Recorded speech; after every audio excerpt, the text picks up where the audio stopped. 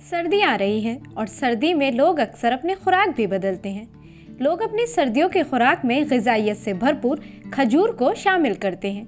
खजूर में कुदरती मिठास होती है जो कि सेहत के लिए बहुत फ़ायदेमंद है।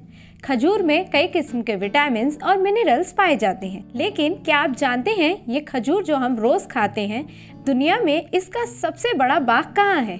आइए आज हम आपको बताते हैं। आदाब, मैं हूँ आपके साथ आमना फारूक और आप देख रहे हैं वाज दी वॉइस।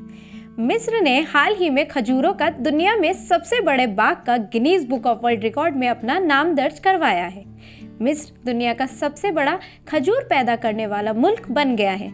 आपको ये जानकर बड़ी हैरानी होगी कि साल 2023 में मिस्र ने 1.73 मिलियन टन खजूर की पैदावार की।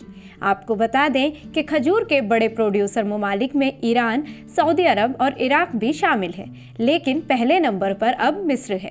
मिस्र ने 1,32,000 मुरब्बे किलोमीटर के रकबे पर दुनिया में खजूर के सबसे बड़े बागात का रिकॉर्ड तोड़ दिया।